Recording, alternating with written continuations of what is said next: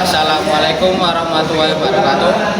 Halo semuanya, perkenalkan nama saya Muhammad Mubarok, kelas 10 TO2 di SMKN 1 Karangdada.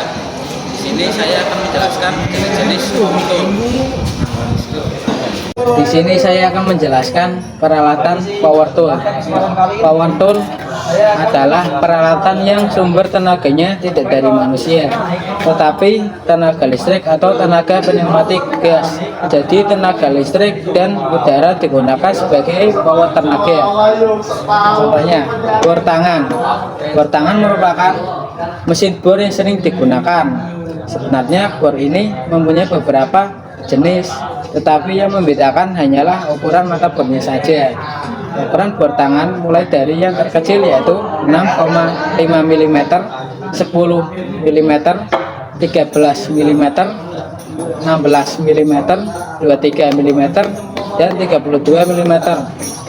Ukuran tersebut merupakan ukuran maksimal. Misalnya bor 10 meter, berarti mata bor yang bisa digunakan mulai dari 0 sampai 10 mm. Bor ini biasanya digunakan untuk mengebor besi ataupun kayu. Hal ini tergantung dari mata bornya yang dipasang. Selain berbagai fungsi, spesifikasi dan jenis bor ini juga seperti kecepatan putaran, adanya variabel speed atau kecepatan yang bisa diatur, serta reversible atau putarannya bisa dua arah. Biasanya putarannya bisa dua arah, beda merek dan beda spesifikasi, jadi kita bisa pilih sesuai dengan kebutuhan. Bor tangan yang dapat saya sampaikan di sini, saya akan menjelaskan persiapan untuk mengebor suatu benda. Pilih mata bor yang tepat untuk jenis material yang akan dibor. 2. Pastikan bor tangan dalam kondisi baik dan tidak rusak. Kenakan sarung tangan dan kacamata pelindung untuk melindungi diri dari debu dan serpihan.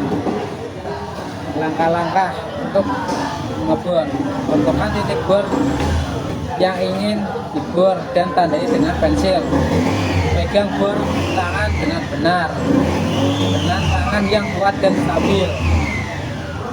Atur kecepatan bor sesuai dengan jenis material yang akan dibor. 4. Mulai membos perlahan-lahan dan stabil. 5. Tekan bor dengan stabil dan tidak terlalu keras. 6. Jangan merobos terlalu dalam karena dapat menyebabkan kerusakan pada material. Matikan bor setelah selesai mengebor. Alat selanjutnya yang akan saya jelaskan yaitu gerinda tangan. Mesin gerinda tangan merupakan mesin yang berfungsi untuk menggerinda benda kerja. Awalnya mesin gerinda yang dirujuk untuk benda kerja berupa logam yang keras seperti besi dan stainless steel. Menggerinda dapat tujuan untuk mengasah benda kerja seperti pisau dan pahat, atau dapat juga bertujuan untuk membentuk benda kerja seperti merapikan hasil pemotongan, merapikan hasil las, membentuk lengkungan pada benda kerja yang bersudut, menyiapkan permukaan benda kerja untuk dilas, dan lain-lain. Mesin gerinda dapat menghasilkan kecepatan sekitar 11.000 sampai 15.000 rpm. Dengan kecepatan tersebut, batu gerinda yang merupakan komposisi aluminium oksida dengan kekerasan serta kekerasan yang sesuai dapat menguras permukaan logam sehingga menghasilkan bentuk yang dapat diharapkan. Ini saya akan membawa gerinda dengan aman dan efektif. Persiapan: pilih jenis gerinda yang tepat untuk bekerja, misalnya gerinda tangan, gerinda duduk, atau gerinda sudut. 2. Pastikan gerinda dalam kondisi baik dan tidak rusak. Kenakan sarung tangan, kacamata pelindung, dan masker untuk melindungi diri dari debu dan serpihan. Langkah-langkah untuk menggerinda: tentukan jenis batu gerinda. Pilih batu gerinda yang sesuai dengan jenis material yang akan digunakan, misalnya batu gerinda kasar untuk logam atau batu gerinda halus untuk kayu. 2. Pasang batu gerinda. Pasang gerinda pada gerinda dengan benar dan pastikan tidak longgar. Atur kecepatan gerinda sesuai dengan jenis material yang akan digerinda. 4. Mulai menggerinda perlahan-lahan dan stabil. Tekan gerinda pada material yang sudut yang tepat, biasanya sekitar 20-30 derajat. 5. Gerinda dengan gerakan memutar. Jangan terlalu keras karena dapat menyebabkan kerusakan pada material. 6. Jangan menggerinda terlalu lama karena dapat menyebabkan kelelahan dan kecelakaan. 7. Matikan gerinda setelah selesai menggerinda. Di sini yang dapat saya jelaskan untuk alat gerinda tersebut. Di sini saya akan menjelaskan benda di bawah ini, yaitu kompresor angin.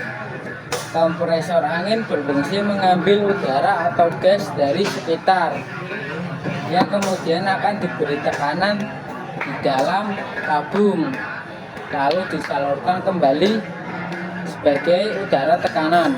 Kompresor udara umumnya dimanfaatkan untuk berbagai macam keperluan, seperti menyuplai udara bersih bertekanan tinggi untuk mengisi tabung atau silinder gas, menyuplai udara bersih bertekanan ke sistem kontrol HVAC, heating, ventilator, dan air conditioner, pneumatik di beberapa bangunan perkantoran dan sekolah.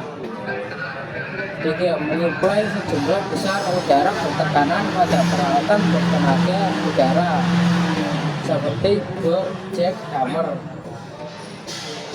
4. Mengisi udara pada ban. 5. Menyuplai udara pada penyelam.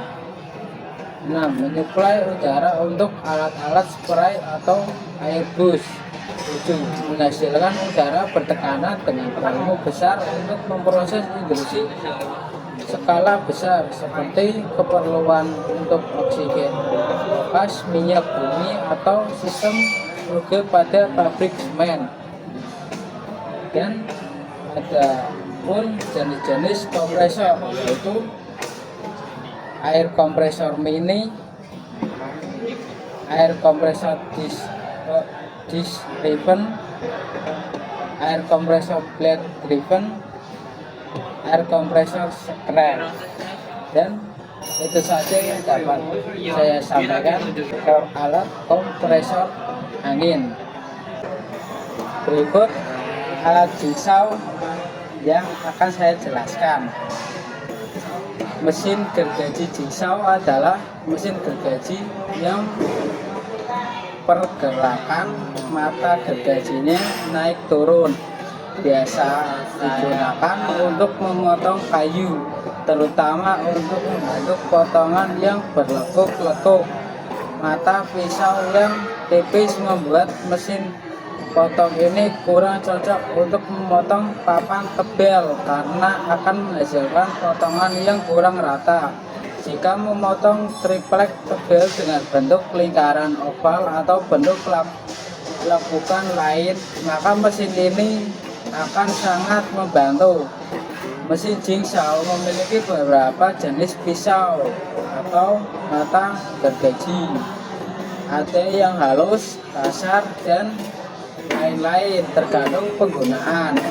Mata pisau kasar menghasilkan potongan yang cepat tetapi kurang rapi. Sebaliknya, mata pisau halus menghasilkan potongan yang lebih halus. Tetapi sebaliknya, mata pisau halus menghasilkan potongan yang lebih halus atau rapi, tetapi akan lebih memakan waktu yang lama. Sekian dari saya yang dapat saya sampaikan dari alat tersebut. Sekian dari saya, bila ada kata yang tidak mengenakan mohon dimaafkan ya. Sekian, terima kasih. Assalamualaikum warahmatullahi wabarakatuh.